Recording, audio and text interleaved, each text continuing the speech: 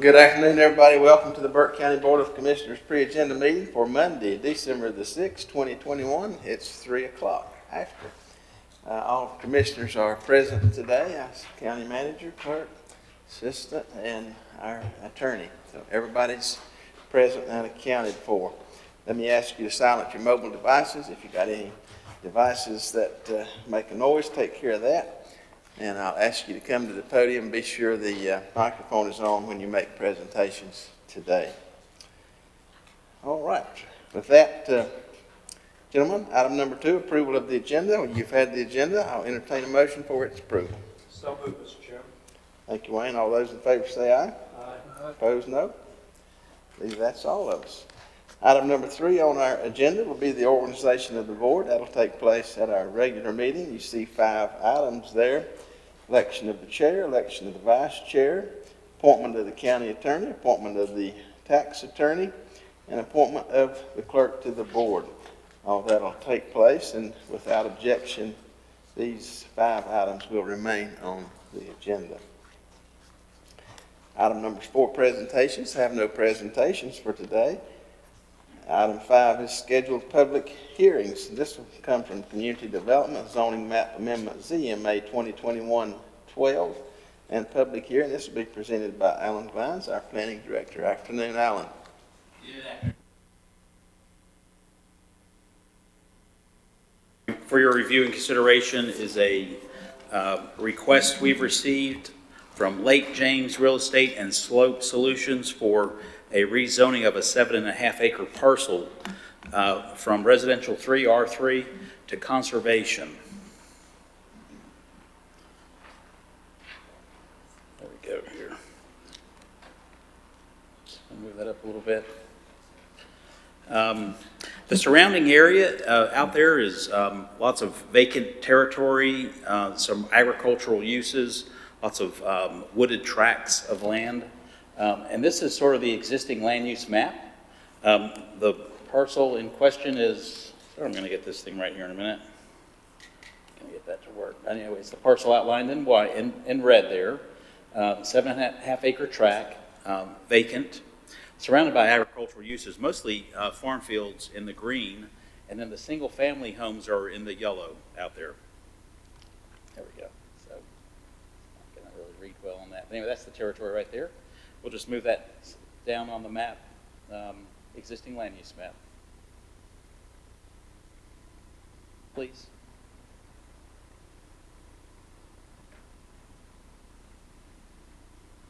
Can I get the next map down, please? Thank you. All right, so that's the existing aerial map. We're not far from Fontaflora. It's just down the road, a little less than half a mile further down on 126.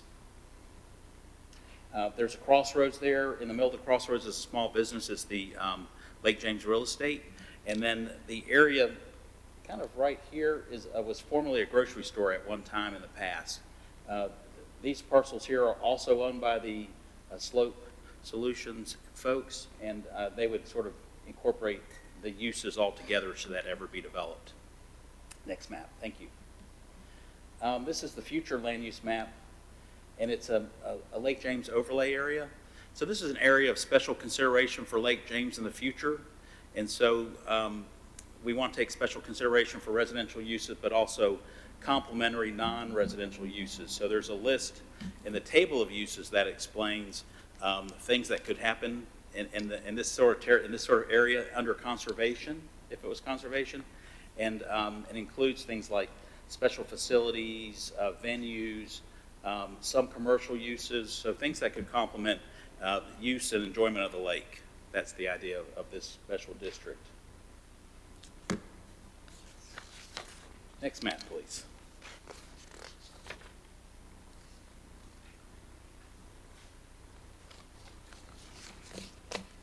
All right, so this is the current zoning map. The area here is the residential 3. This would be requested to go to conservation, basically surrounded by conservation territory except for this little crossroads area that was set aside for commercial uses. The area has a number of other special overlays, including lake, water supply, scenic overlay as well. And so all those are meant to kind of manage uses in the future, protecting water quality over time, and also the scenic qualities of that part of the county. And like I said, it would permit both single-family dwellings and some other uses, including golf course park, public stable, special event grounds, community centers, or a motel. That kind of use could go there. There would be special characteristics about color and architecture to kind of help them blend in, and also provide buffers to the, if there was that remaining tract of single family, could also be buffered from that site. The planning board did review this at their meeting on October 28th, and they recommended approval of that change. We can slide down and look at some more photos as well. As I said, the zoning ordinance will protect single-family uses with buffers from this site should it be developed in the future. So there's sort of the territory there. There's sort of open, had formerly been used in commercial way. This is the former store that was there. This is the real estate office today. This is kind of the crossroads area of that part.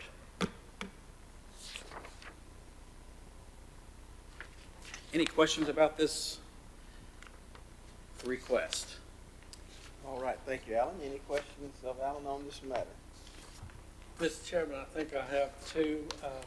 Alan, I guess the first thing, I noticed in your presentation that possible uses would be entertainment, restaurants, or grocery store, et cetera, et cetera. With that in mind, and knowing how much or how many cars and traffic problems that could create in that area, and I noticed on the comment under background, the parcel has legal access by permanent, non-exclusive right-of-way as described in deed, so and so and so forth. What does that really say? Is there actually property between this property and the highway that doesn't belong to them? Yes, if we could go back to the map that showed the, it may be existing zoning or the aerial, I think we can explain that probably a little better. The two owners going in together here include Slope Solutions. It's a company that they do grading work and other development. I read that, yes. They own everything here on the side of this track, and so this is, they're actually part and parcel to this ownership of this site as well, along with Lake James Real Estate. And so they're planning to work together to get access into this site. And you can see where this is right across from that intersection. We're not going to have to go past the home up here or do something. It's really direct from the roadway here. So I think we kind of got a pretty good spot to get into this site.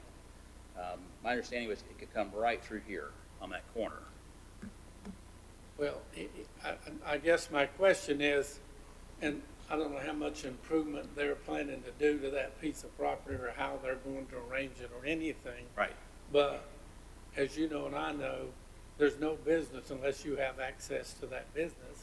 Right. And I'm just maybe trying to head off a headache somewhere down the road, that it'd be nice to have some kind of plan that how they're going to access that road, because this permanent non-inclusive right-of-way basically says, you know, you may get on it and audit, but off of it, but you know, there's no real plan of where it's going to be and what it's going to be. Is it going to be dirt? Is it going to be pavement? Do we know? Well, if it's a commercial, non-residential use, it'll have to be an approved access. So if there's anything that happens that's non-residential, our site plan group in Burke County would review all those components of a new development for safety and access. It would be part and parcel and a component of that. I feel like if there's anything non-residential going to happen there, we're going to get a paved road in there. It's going to have fire access. We're going to be dealing with it, you know, like any other formal submittal, and that's how we review it. So those get reviewed by the site plan committee here in Burke County for that. So you're okay with that terminology?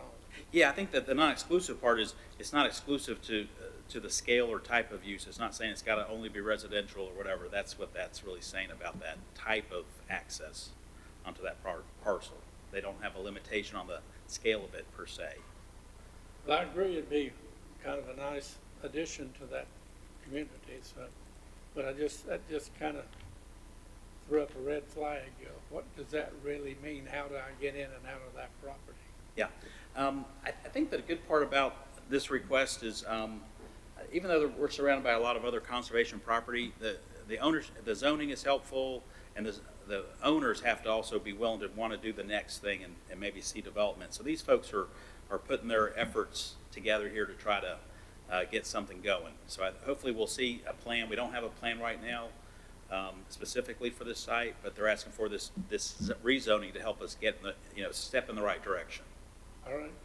Okay. That's all I had, Mr. Chairman. Other questions, comments? Seeing here none, this item will remain on the agenda as a scheduled public hearing. Thank you, Alan. Thank you. This brings us to our consent agenda. First item on our consent agenda is commission appointments. Gentlemen, you see there in your package the appointments as they currently are, and we're showing suggestions for next year, but if you've got any concerns, questions, be glad to hear those, or if you'd like a change, be glad to hear that, or let us know in the next few days so that we can get that sorted out. Any comments on this item? Mr. Chairman, I'm happy with what I got, and I think everybody's happy with what they have, but I do want to remind you that some time ago, it could have been 3 or 4 years by now, but we did consider looking at those policies and maybe changing that. Once you had 4 years on one committee, you were taken off of that, and we'd have to do that away from our general meeting. But if there's still interest in that, it'd be a good time to tackle that question. Okay. Other thoughts or comments on this item? All right. Well, let us know if you desire a change. Otherwise, this item will remain on the agenda without objection. Item number 2, adoption of rules of procedure for 2022. You have those in front of you. They're presented as they have been. No change at this point. Any questions, concern about the rules?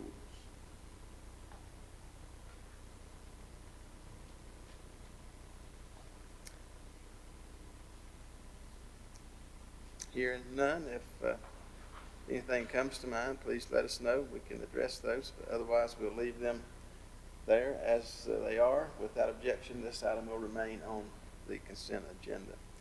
Item number 3 comes from the clerk, resolution establishing the Board of Commissioners 2022 meeting schedule. Madam Clerk. Thank you, Mr. Chairman, members of the board. This resolution sets your meeting schedule for 2022. If we can go to the next slide, please. We have pre-agendas held on the first Tuesday of the month, except in December. We have a organizational meeting scheduled for the first Monday in December of 2022.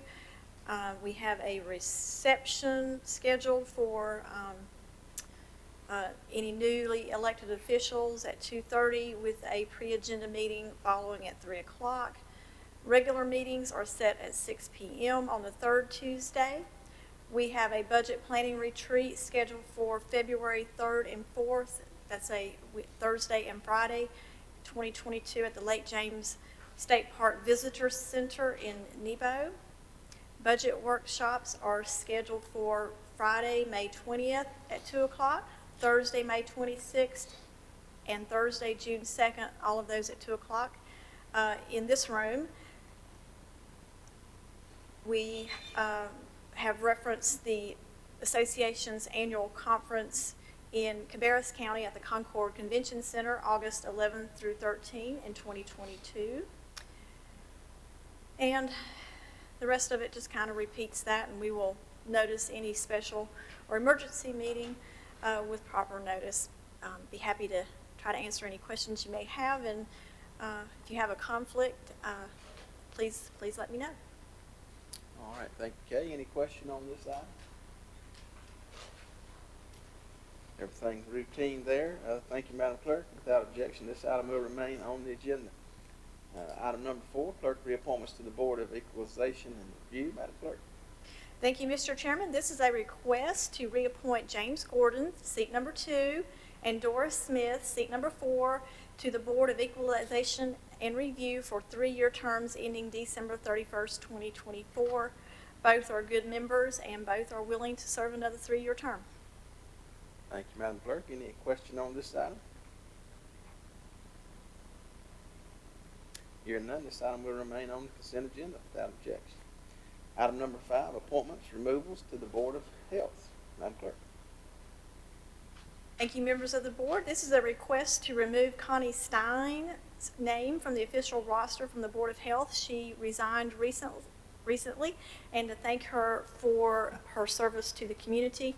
At your seats, you also have an application that came in after the agenda had been published from a Dr. Kenneth Humphreys. He's an engineer. The engineer seat is filled, but the Board of Health is checking in with him to see if there's somewhere else we can place him on the board. So we might have an appointment to go with this item, but we might not. So we'll let you know what I hear back from the Board of Health.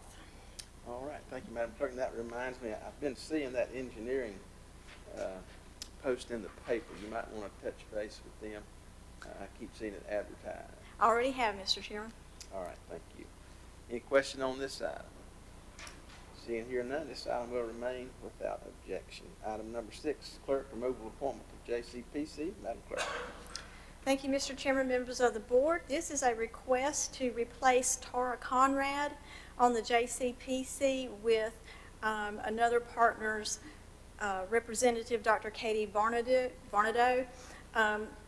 Tara needs to focus on partners' tailored plan operations and would respectfully request that you replace her with Katie Barnadoe. All right, any question on this item? Hearing none, this item will remain on the consent agenda. Item number 7, clerk appointments, reappointments to the Library Board of Trustees. Madam Clerk. Thank you, Mr. Chairman. This is a request to reappoint Browning Rochford, seat number 1, a Morganton resident, to remove Mr. Cothran from the roster and thank him for his service, and to appoint Mark Patrick, seat number 4 at large, for a 3-year term ending December 31st, 2024, and that was also the same length of term for Browning. All right, any question on this item? Hearing none, this item will remain on the consent agenda. Item number 8, clerk reappointments to the TDA. Madam Clerk. Thank you, Mr. Chairman. This is a request to reappoint Rebecca Randolph, seat number 1, Rob Winkler, seat number 2, Marissa Angie, seat number 3, Dana Wisnett, seat number 5, and Mike Watts, seat number 7, to the Tourism Development Authority for 2-year terms ending December 31st, 2023. Thank you, Madam Clerk. Any question on this item? Hearing none, this item will remain on the consent agenda. Item number 9, clerk appointment to WPRTA. Madam Clerk. This is a request to appoint Alan Glines, our new planning director, to seat number 2, or basically it's the alternate on the Western Piedmont Regional Transportation Authority Board to complete a term ending June 30th, 2022. That would replace Mr. Carpenter, who was in that capacity prior. All right, thank you, Madam Clerk. Any question on this item? Hearing none, item 9 will remain on the consent agenda. Item number 10, clerk NCDOT secondary roads resolution. Madam Clerk. Thank you, Mr. Chairman. This is a request that we get every year or so from NCDOT to send them an updated resolution regarding the addition of secondary roads to the state maintenance system.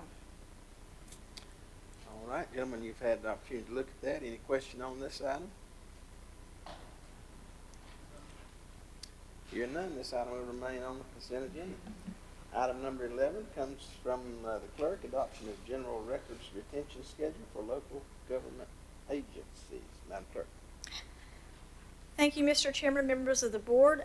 We also have records management analyst Sarah Morrell on standby in case we have any questions. We appreciate Sarah being here today.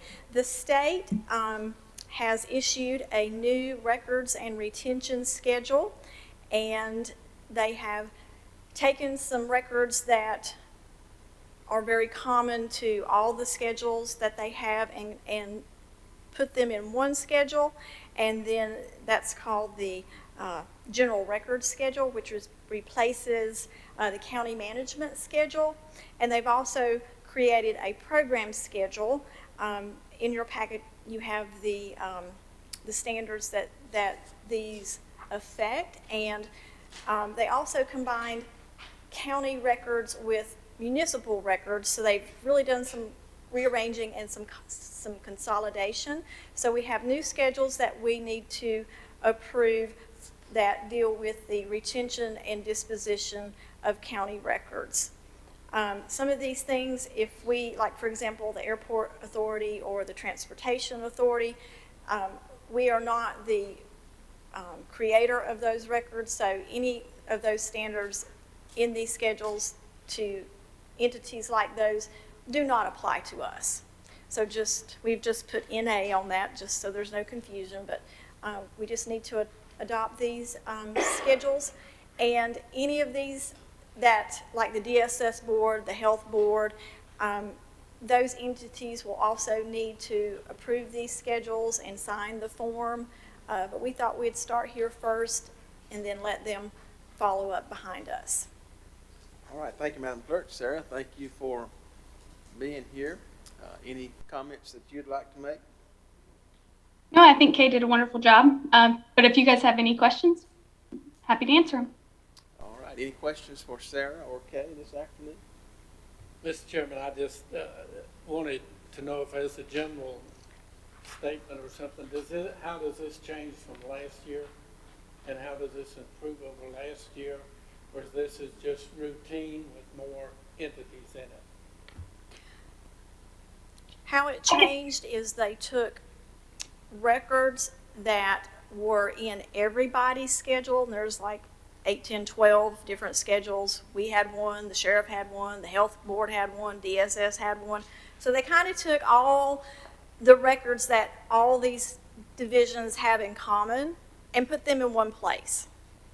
It will actually make it easier for the state when they change a retention or disposition schedule that is in the general schedule. They only have to change one thing instead of having to change it in every one of those schedules.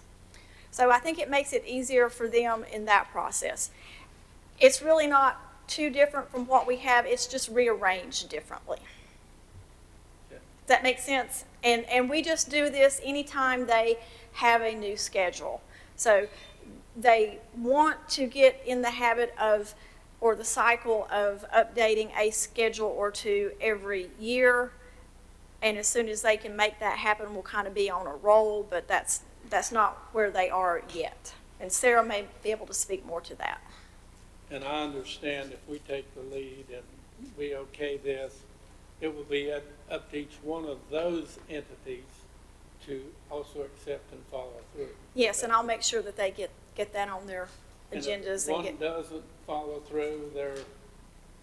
Oh, they will. Oh, they will, okay. They will. All right. That's the questions I had, sir. Thank you. Any other questions, comments? All right, again, Sarah, thank you for being with us. We'll leave this on our consent agenda. Item number 12, Community Development. Accept Wildlife Resources Commission Watermill Access Memorandum of Agreement. This will be presented by Shane Prisby, our Operations Manager. Afternoon, Shane. Thank you, Mr. Chairman and members of the board. The Community Development Department is proposing a memorandum of agreement with the North Carolina Wildlife Resources Commission, or WRC, for the renovation of Watermill Access. WRC is an important partner to Burke County and has been point on the design, engineering, and permitting for the Watermill Access Project. In 2017, the county entered into an MOA with Duke Energy to renovate the Watermill Access Boat Launch as part of the Catawba Water Comprehensive Relicensing Agreement, or CRA. Duke Energy provided $70,200 to the county as part of the MOA. $500 of the initial funding has been spent to date. In 2018, the county partnered with the Resource Institute, a 501c3 nonprofit with a focus on water quality improvements, to apply for additional funding to renovate Watermill Access. When the initial grant request was not awarded, the county increased the project funding by $14,500 to make the grant more competitive, but was not successful in the second application. In 2020, Community Development began partnering with WRC on the renovations of Watermill Access. WRC has the expertise and staff for both the engineering and construction of the project. Preliminary plans have been drawn up and the project is in the permitting stage.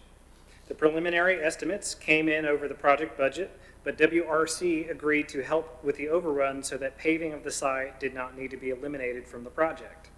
The county will need to enter into an MOA with WRC to transfer the remaining construction funds totaling $84,200 to WRC so that they can begin to construct the improvements to Watermill Access and satisfy the obligations to Duke Energy. WRC anticipates construction to begin in summer 2020. This MOA before you is under legal review at WRC, and this is the most current edition of the document. I'd be happy to answer any questions that you may have. All right, thank you, Shane. Any questions for Shane on this item? Mr. Chairman, I didn't have one, but did want to just underline that 84,200 we're giving back to Duke Power. We would be giving that to WRC, essentially hiring them to build the project in partnership with us. So that would cover the expenses. We would supply that money, and anything over that amount, WRC would absorb from their project funding. And you say that will satisfy our obligations under other memos of agreement to Duke Power?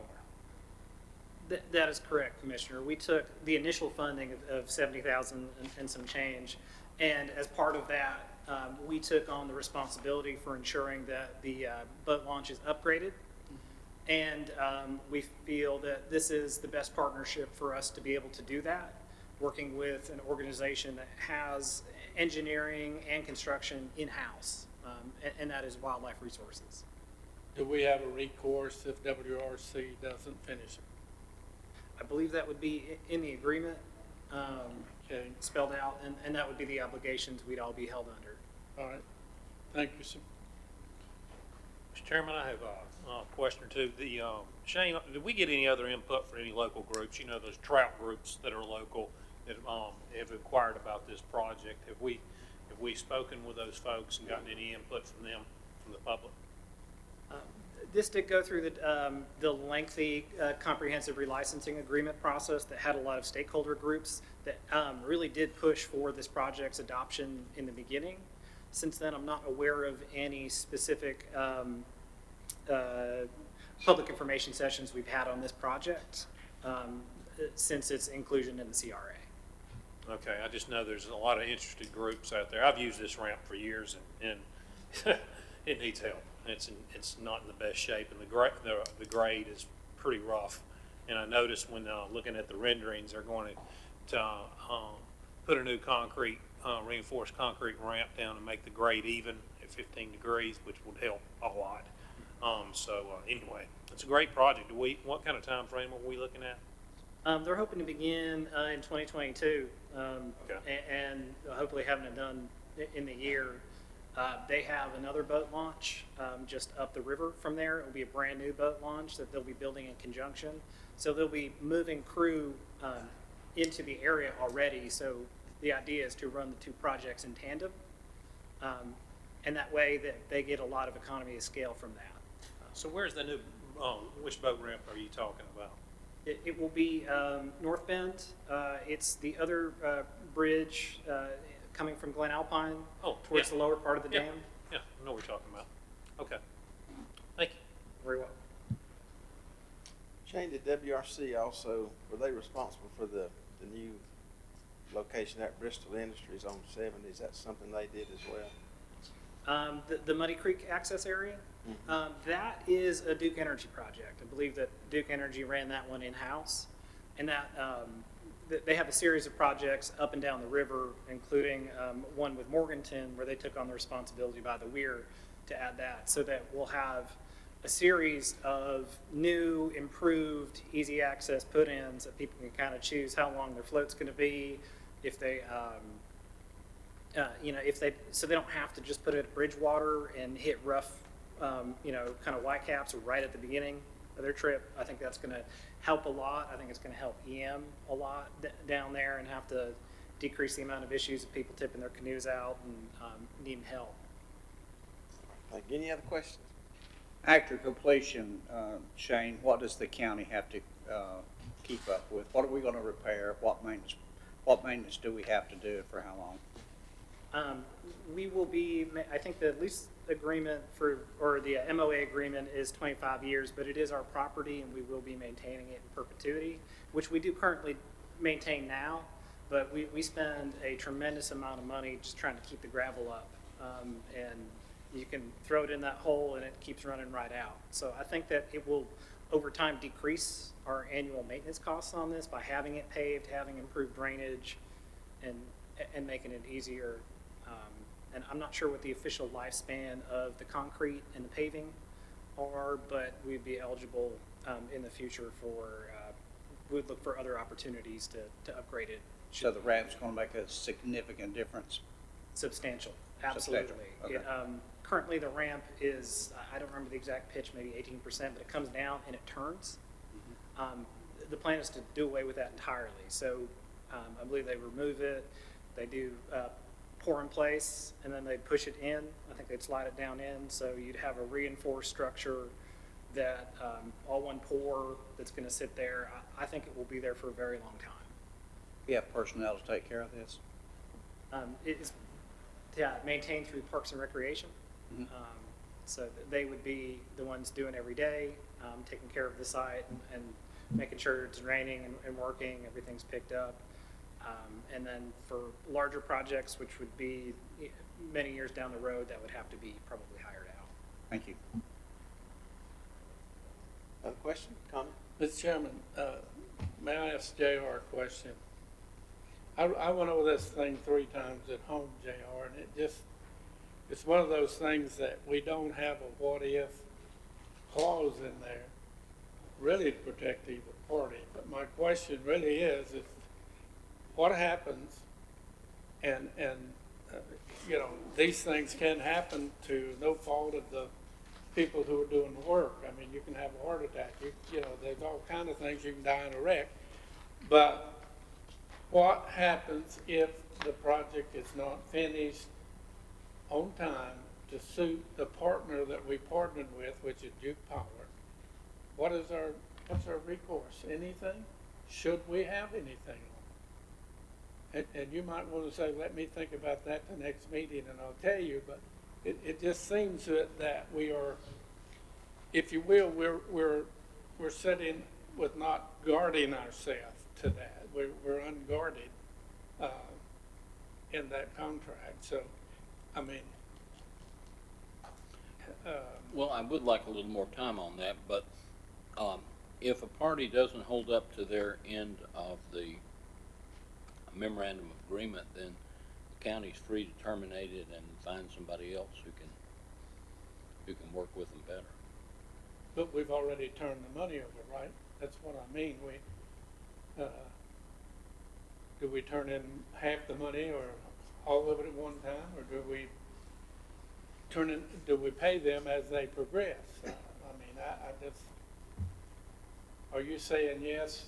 Yes, we would pay them as they do the work. We would not be turning all the funds over in the beginning. I didn't get that from reading that phrase. It says we would give them or turn them over the $84,000. Shane, that was my understanding from conversations about this agreement. Is that not correct, that we would be paying them as the work progresses? I can ask them the specifics on that. not positive to the expectation at this point. We always have ways to get it back. Let's put it Do what? that way. We always have ways to get it back. I'll not ask it again, Mr. Chairman. All right, other questions, comments? All right. Mr. here- Britton, Yes. we would need to amend the motion to include an appropriation of the funds because they've been held in fund balance since it's been several years since we received them from Duke. And we'll provide that for the, I can work with Kay on that motion, but it does not address, it mentions the budgetary effect, but it doesn't identify that there's a need to include in the motion that wording to budget it. Okay, all right, you'll work with Kay on that then. All right, hearing nothing further, this item will remain on the consent agenda. Thank you very much. Shane. Item number 13 comes from our county manager, acknowledgement of intent to retire. Mr. Manager. Thank you, Mr. Chairman, members of the board. We are approaching the conclusion of the second extension of my employment with the county in 2022. I wanted to give the board plenty of notice because in about 6 months, I would think that you would be very active in initiating the recruitment process. So 6 months is going to fly by.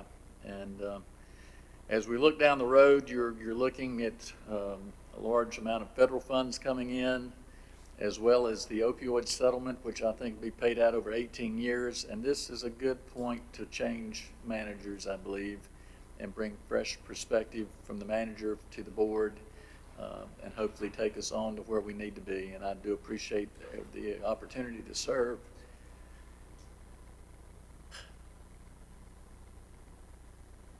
All right, Thank you. Ray. Thank you. Oh, can I add one thing, though? When we get down to number 8, could we let Shane show us something new that we didn't have a chance to get on the agenda? Because he's going to actually be off on our regular meeting, so if we could let him show that. Take you 5 minutes at the most, and I think you'll find it quite very neat and cool. Which number was that? In the reports section, number 8. Okay, all right, very good, thank you. Yes, don't let me forget. All right, this item will remain on the consent agenda without objection.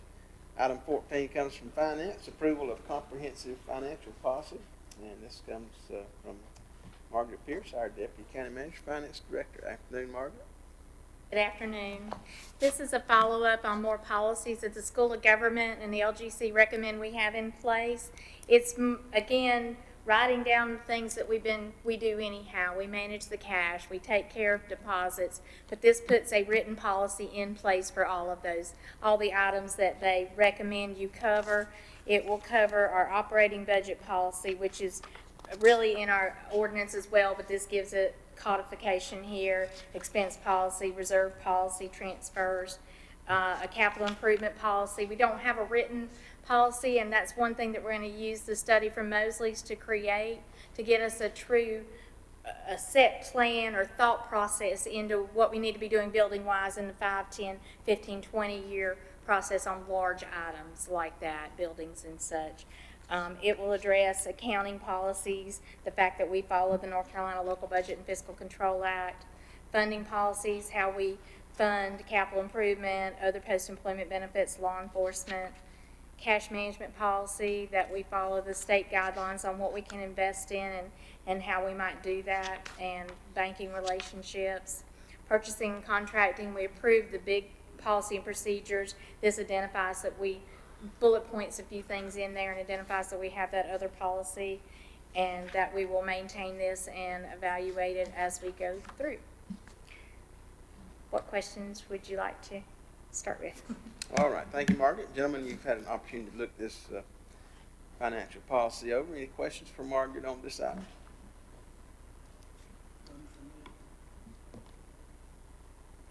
Mr. Chairman, Yes.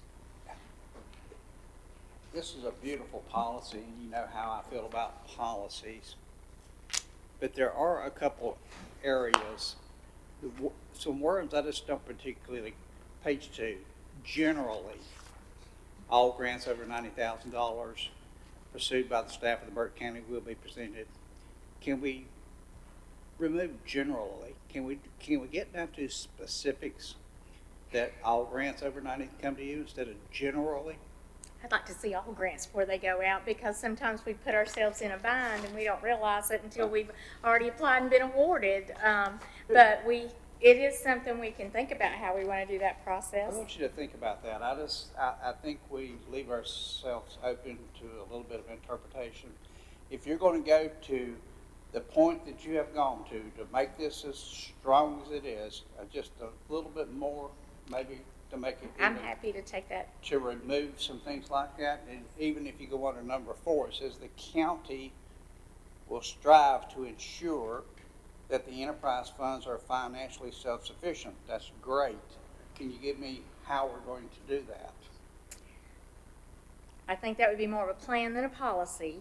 Mm-hmm. But the plan is we are evaluating the rates. I think we need to have this is a conversation we've had at budget time. We need a rate study. We need an efficiency study done on the water sewer particularly, but also the landfill, because the landfill, we talked at audit about the negative operating. Landfill is there as well. The state just doesn't ask for a response on that one. But we need to work on those, and that's something Mark's well aware of, and he's doing a great job hitting some, low-hanging fruit as he can with everything else he's got going on. But I definitely think a plan needs to be created that evaluates that. Can you change that sentence to say the county will and show how we will? We got another section on the next page that says the county will strive. So we got the county striving, the county striving, the county striving. You see where I'm going with this? Mm-hmm.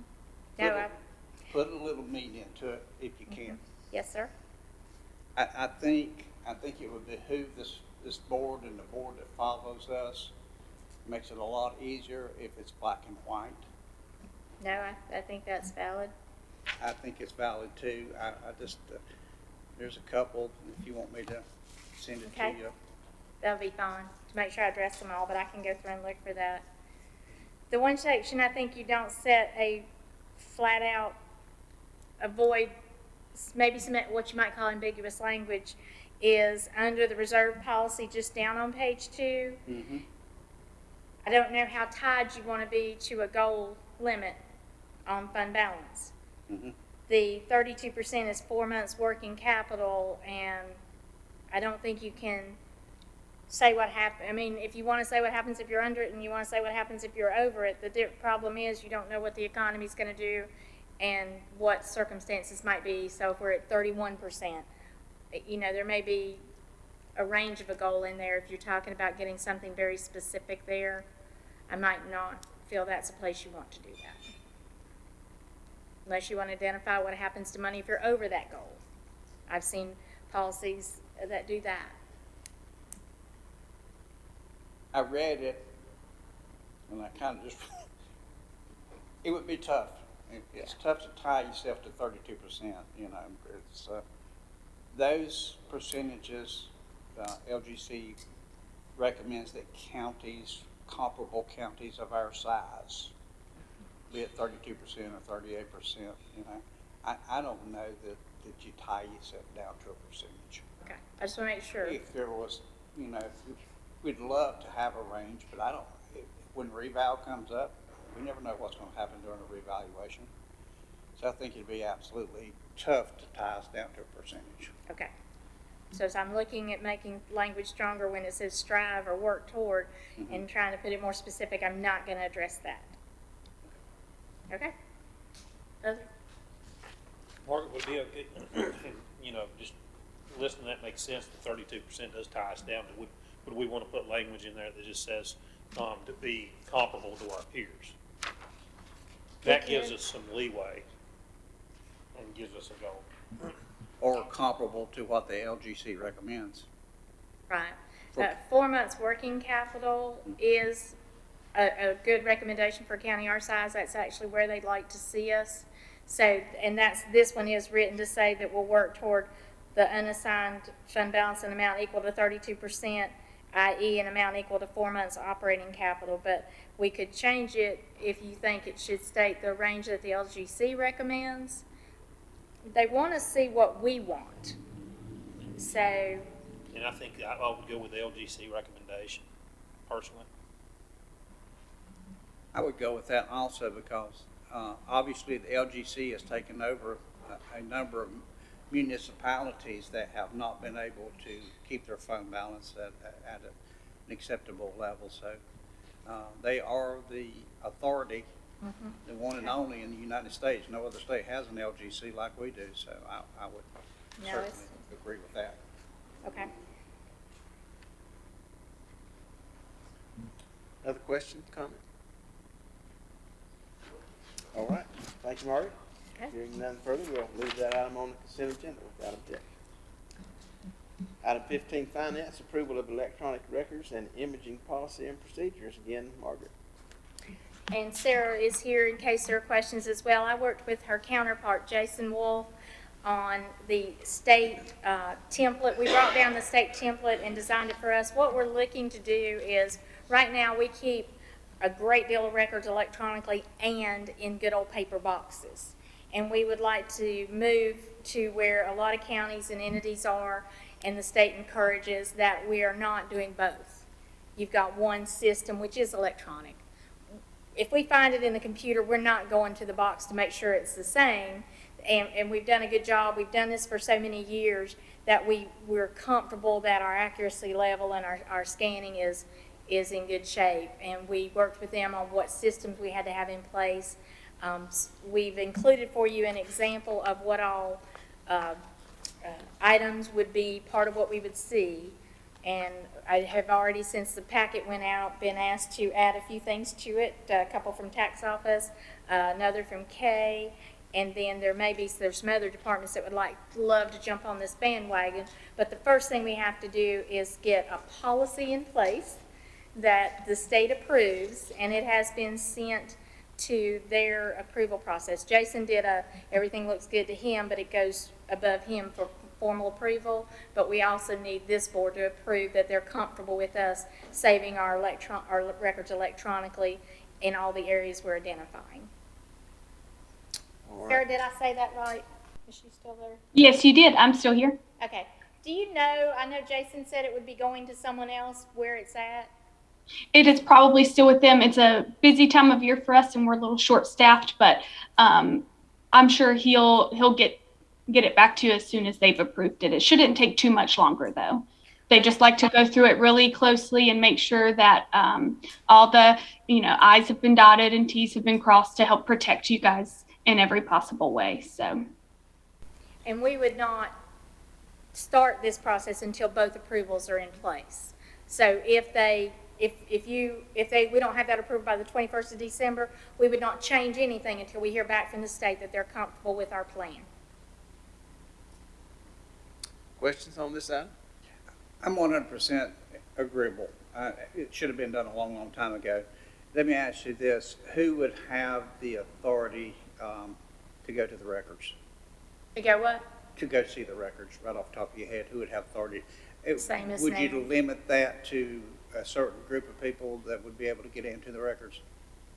It would be the same as it is now. They're in, ours are in the software system or in Laserfish, two different software programs we use. Okay. And those programs have built-in permissions. So if you had someone from the public that wanted to see a record, you would either print it off for them, or you can set up limited permissions for access for records.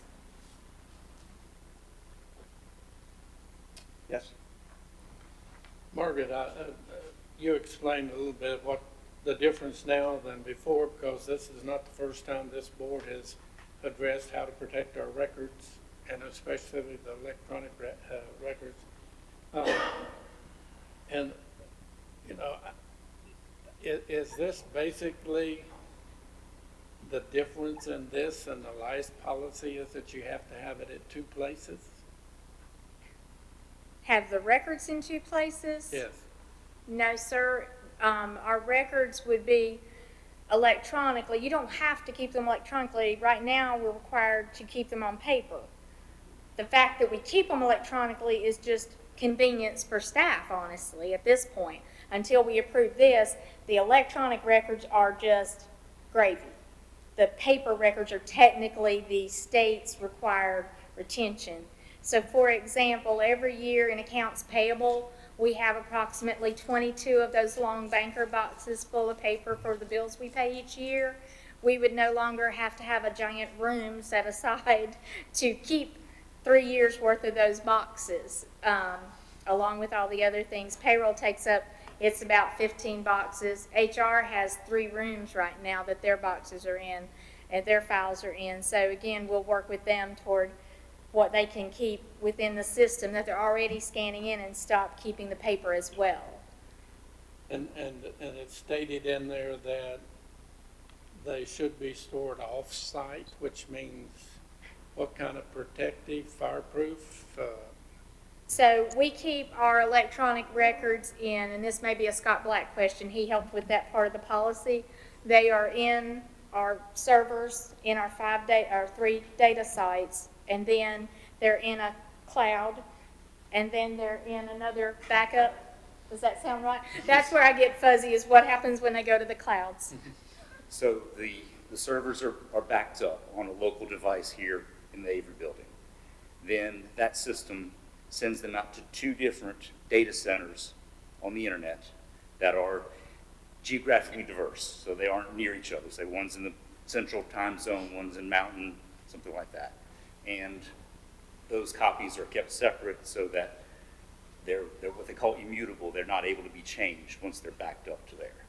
So, but if we needed to get them back, if we couldn't get them off our local device, then we go to the cloud and we can pull it down from there to recover the data.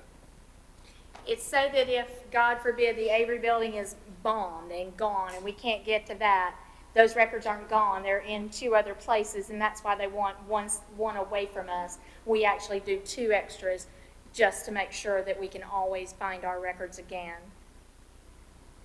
But again, how would that off-site location, what kind of building, what kind of storage, what would it be like to make sure nobody can break in and steal your data? It's a computer-based, and it's a company that's what they do. They do this for multiple agencies and entities, so they have all the security in place for their building itself as far as locked access and everything, and also their computers themselves have very strict password protections and such. Yeah. If you think of like the Google data center that's in Lenore, it's a facility like that. It's a giant warehouse full of computers and access control to their staff. Everything is very secure. It's backed up. It has multiple generators, all that kind of thing. So it's very well protected.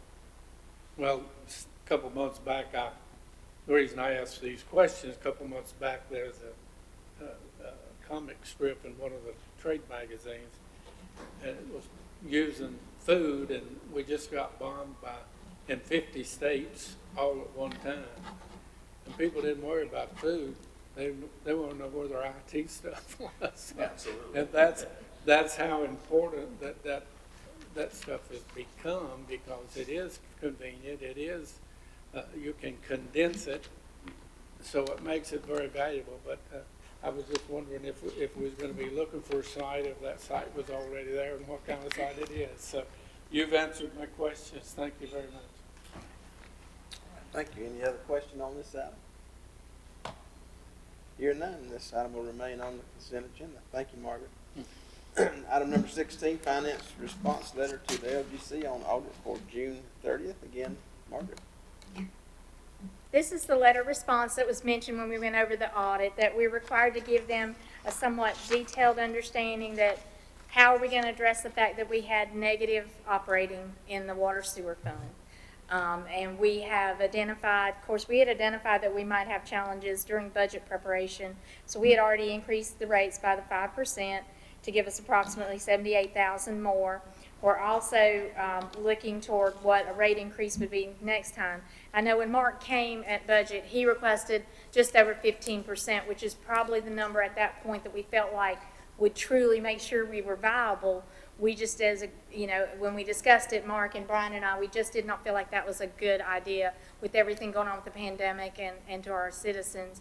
And we're also looking, can we have cost savings? And we are hoping that some of the ARP funding, and if we can get some CDBG funding, to identify some of the things, because maintenance repair is a tremendous piece of that budget.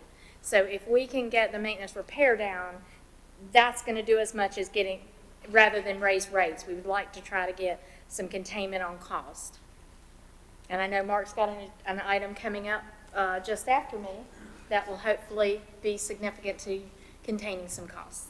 So we're looking broadly at what to do, but this letter, I believe, addresses everything that they need, and it will require signature from each board member before we can send it to the LGC in response to the audit, and it's required to be turned in within 60 days of the audit presentation.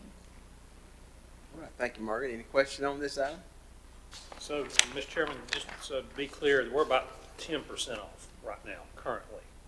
And that's Where an internal guesstimate estimate, and that's why we'll also be looking at seeing, I know I got some names of a couple companies that can do some evaluations externally for us and maybe see, and they can build us a plan for rates and a plan for some of the other things. Look at deficiencies, tell us other things we might could do rather than raise rates too. Thank you. Other questions? All right, hearing none, this item will remain on the consent agenda. Thank you, Margaret. Thank you. Item 17, General Services, resolution approving Newville Flume transfer to Hickory. And this comes from Mark Delahunt, our General Services Director. Afternoon, Mark. Good afternoon, Mr. Chairman and members of the board. I come before you this afternoon to request that the county transfer ownership of a wastewater metering device, commonly referred to as a Flume, and all related easements to the city of Hickory. As is stated in the summary information included in your agenda packets, this device calculates the amount of flow which the city of Hickory bills us for.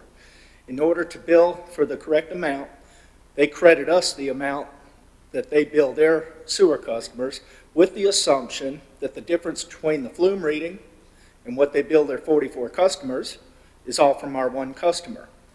This arrangement does not take into account any infiltration that would be part of that system. This transfer of ownership is something that the county has known to be in their best interest for quite some time, and I am thrilled to be able to present it to you today for consideration. Now, I'll be happy to answer any questions you might have. All right, thank you, Mark. Any questions for Mark on this item? I guess I do have one question. How does the customer feel about this exchange?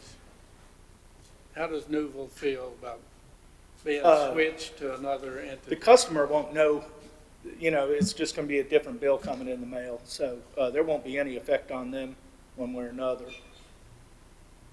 You don't think we ought to be in conversation with them? They're getting the easement or some property back that was part of this that should have been let go and we're no longer using. So we have had conversations with them. Actually, what they wanted was a metering device put on their outflow so they didn't have to pay for all the water coming through the meter. And I told them we could do that, but only at their expense, and they weren't willing to do that. So normally all our customers are billed based on their water usage, as is this one. Do you know what cost we had to build that for that? It would have been 1984 or something like that, really, I don't. And I think at that time, actually, the sewer system, which these 44 customers was owned by the town of Hildebrand. And in fact, at that time, I think the county was actually doing their maintenance for them. And that's probably how we fell into this arrangement. So we get no money, they get no money. We're just transferring who's responsible for that 500 and some foot of sewage line. Correct. Does it save us any money? Yeah. I mean, it's hard to crunch all the numbers. There's so many unknown variables. It's the rainfall and how much that amounts to. And another concern I have is those 44 customers, if they were to add a customer, add 2, 3 customers, there's no checks and balances going on with that.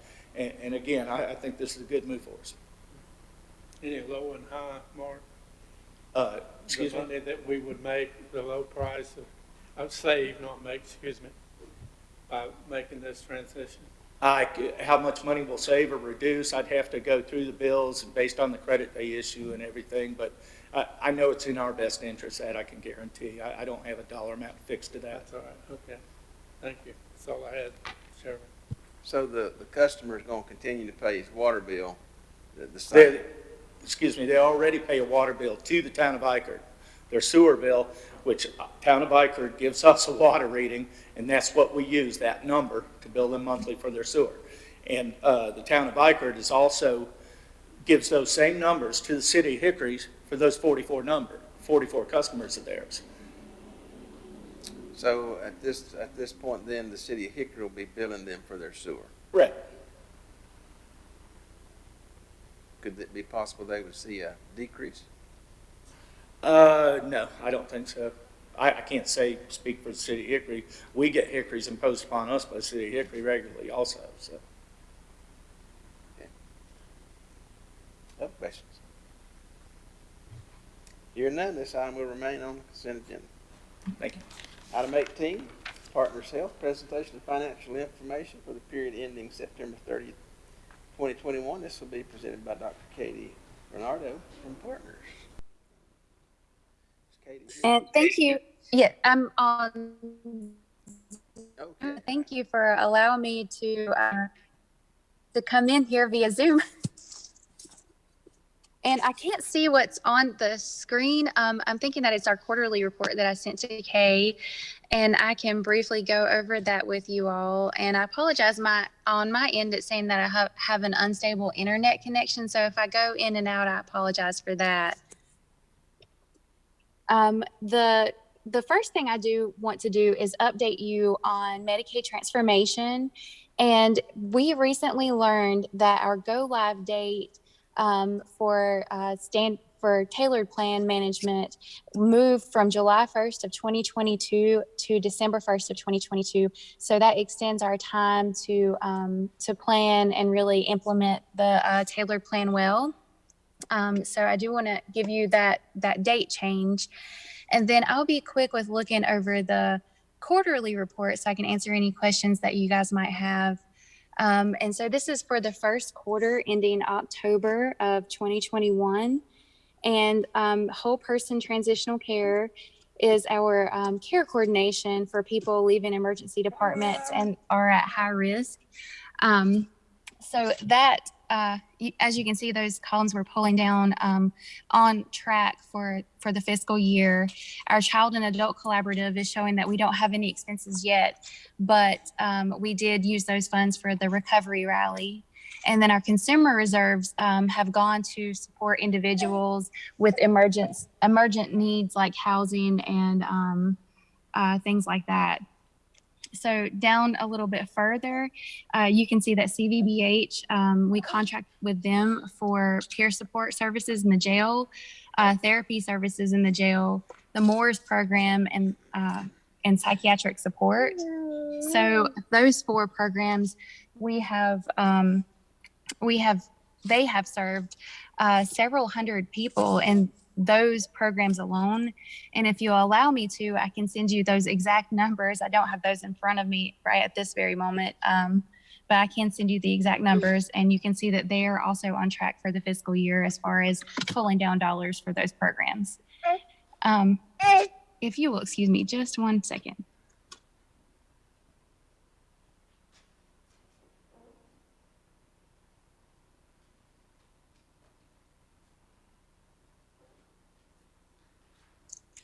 I'm sorry about that. My internet is bad.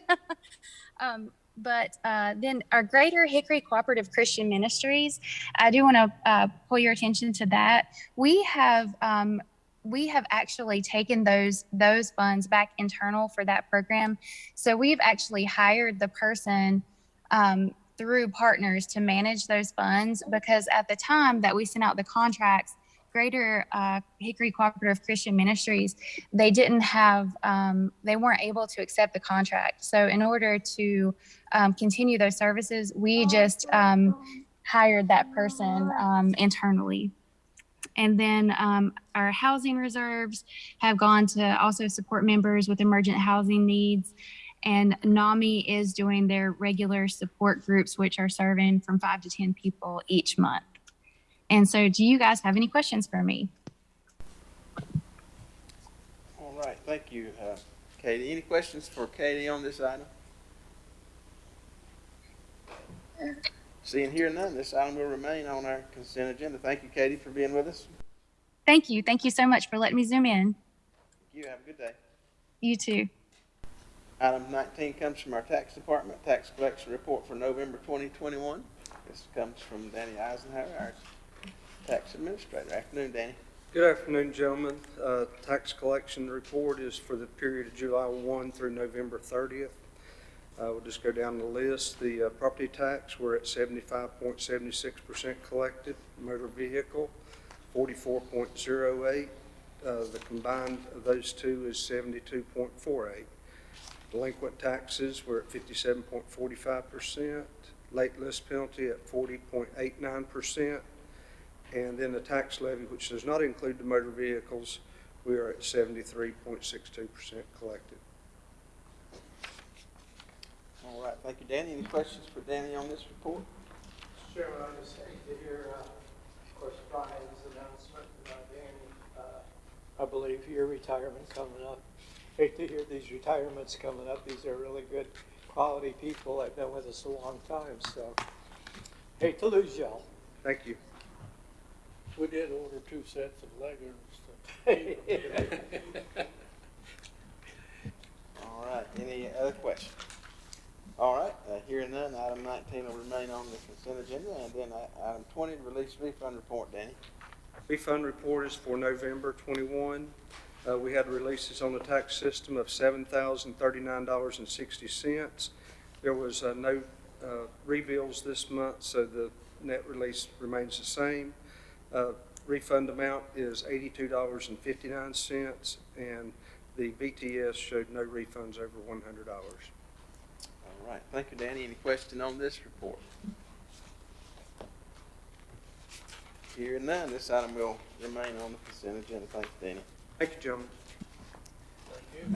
Item number 7 for decision. We do not have any decision item this month. And then item 8, reports. I'll remind you, if you've got reports from other organizations that you want to include in our packages, please give those to the clerk so she can take care of that. I'll remind you that county offices are closed December 23rd through the 27th for Christmas holidays. Spay, neuter your pets, adopt or foster a pet from our animal services department. And don't throw your trash out. And if you see something, pick it up. And Mr. Manager, I'll recognize Shane, is that right? Yes, sir. Thank you. Item.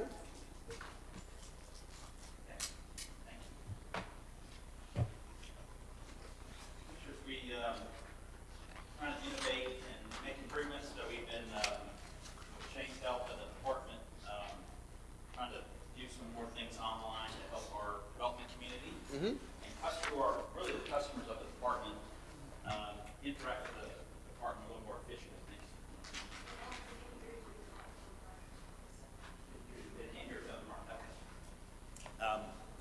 So we've been trying to roll out a few new online type of interactions with our customers who are the development community, basically, in Burke County. We're expecting residential numbers this year for permitting to be up 10% year over year. And I understand from prior years that that was also a trend going upwards, improving. So we're an externally facing department for all of our building permits, zoning permits, and code enforcement complaints. So more online is helpful for staff. It makes it more efficient for folks in the community to interact with our department. And so we are handing out this, this new scheduling card with any permits now, trying to advertise and let people know they can make their request online, and then we'll do our best to schedule it just as soon as possible. Now, typically, we're 2 to 3 days out with our inspections due to the volumes of permits out there that are active. So this is a little more efficient. It saves a phone call into the office. It saves people a little bit of time. Now, over time, we'd like to do more online for customers, and that includes folks paying their bills or payments, making their payment for the permitting online as well. And we hope to roll something out next year and have that tie in with Munis. So it's a way to, people don't have to actually mail a check in or come to the office. They can do it online, just like you do for any other kind of online services that we're all getting accustomed to. So with that, Shane wants to show you how this will work. He's put it together for us. Thank you. Thank you very much, Alan. So as you all can see, this is the business card that we've been handing out with our new permits going out and handing out to existing permits on job sites. There's two ways you can access it. We have a short URL at berknc.org/inspection, or you take a picture of the QR code with your phone. It is mobile compatible. It's built through our existing website that we have. This is a feature that's already built. So when you follow the link, it takes you to this form page on our website, and it asks for the basic information that we need to process your inspection request. And this addresses two issues within our department that we've had. Is one, that this was, prior to this, our only option to schedule an inspection was you had to call us. And you had to call us during business hours or leave a message, and we had to process it. And the second part is it led to, in a 1 month period, I averaged it out, our department gets an average of 77 calls per day. And I'd say 80% or more come through the front desk, through Amy, who also has the responsibility of handling in-person customers who are coming in, who want to get permits, need more help, while the phone's ringing. So the majority of those calls really are about requesting this inspection. It's an important basic step that goes into all of our permits, and they need those inspections so they can move on. What this is going to do is allow them to, at any point, any location, it can be from a desktop or on their phone, they bookmark it, they go in there, they fill in their requests, they get their information, same information that we request, guides them through, they get a date, any additional information. When they have that all in there, what they do is they can request a copy emailed back to themselves if they want, and then they submit it. And that's it. It's simple, it's quick, it saves them the time of having to call in, maybe not getting us, having to leave a voicemail, wondering if that they've got confirmation. What we do now is on the back end, we have a shared community inbox that everyone has access to. We get an alert, it's pre-filtered, goes into the right folder. Everyone can see it. It says, hey, we've got a new request. We take that out, we process it, we put it in the done folder, and we say, hey, you're scheduled on Tuesday, you're good to go. They get a confirmation email, and that's that. Saves them the phone call, saves us from having to go through that, take a message, write it down, and process it 3 times. So this is a huge step for us to being more responsive to where the public is going and the expectations are going and the convenience that people can do this on a Saturday.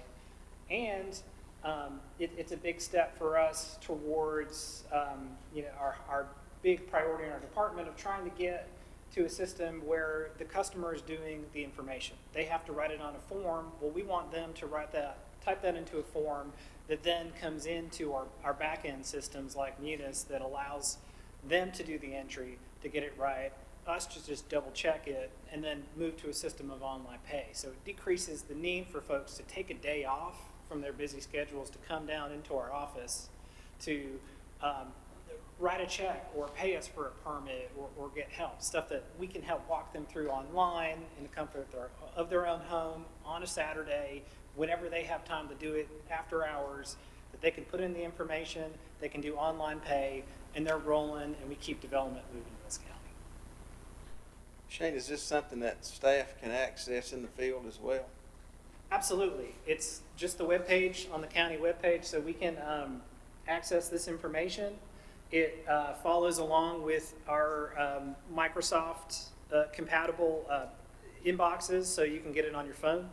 So we have access to this everywhere that we have access to all of our email. And moving us into working with existing systems that we have and that compatibility across people, across platforms. If somebody's out, it's not tied to a single person. Everyone, I have access to it, Alan does, everyone in our department can get into this folder and make sure that we're not missing anything for customers and it's seamless on their end. Any questions for Shane on this item? I don't have a question on this particular item, but may I ask Alan and Shane another question?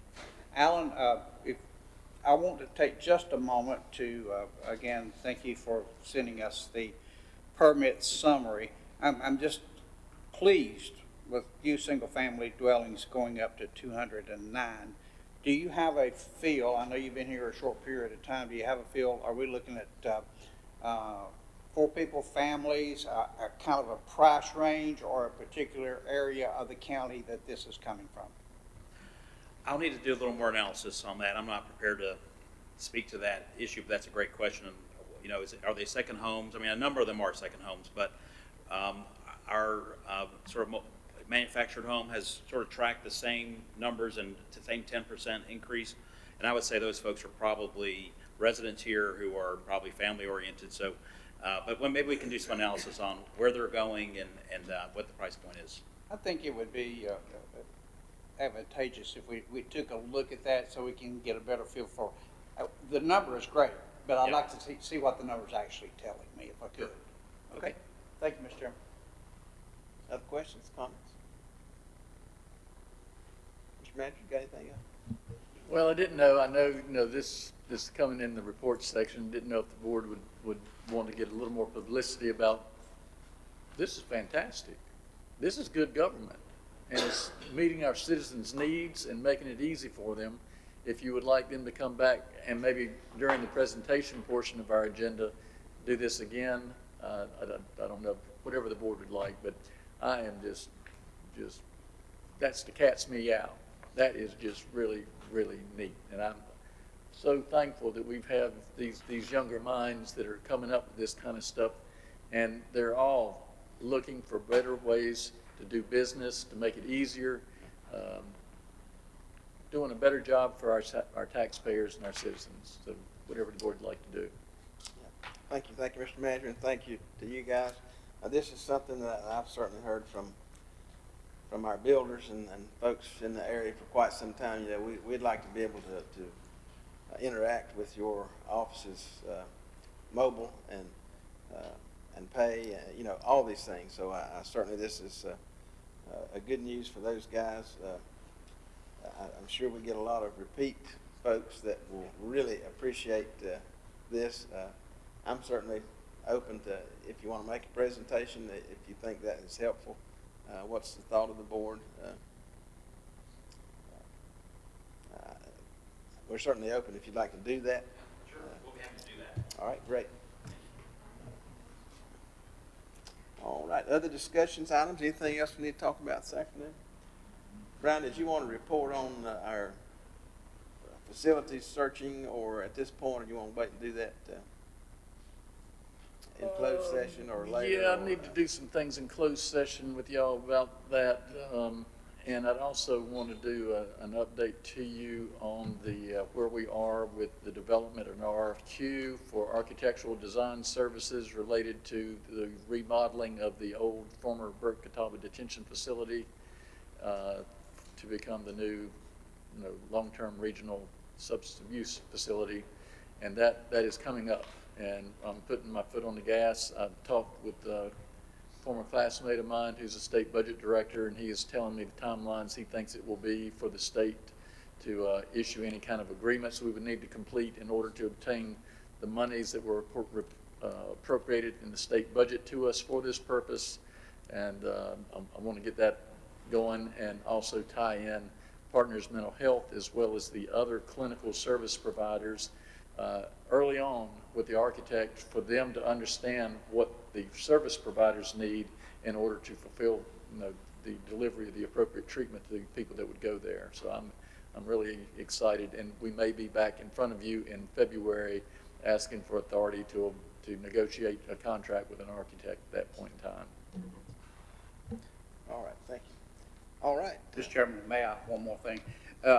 NZACC will be having a meeting, a special call meeting Friday, Margaret, at which time there will be discussion about the budget that was just passed. NCACC received $10 million to help counties with their ARP funds. There will be a there will be something put in place, let me put it that way, something put in place that counties will be able to go to NCACC if they need additional resources, and when it comes to the spending of the ARP money. We have a preliminary of what we're going to talk about, but I just want to let you know that that is coming up this Friday, and hopefully after Friday we'll be able to make an announcement from NCACC as far as the ARP monies and the $10 million that will be available out to the 100 counties. Thank you. Any other reports, comments? All right, hearing none, I'll entertain a motion to adjourn. So moved. Thank you. All those in favor say aye. Opposed, no. And that's all of us. Thank you very much.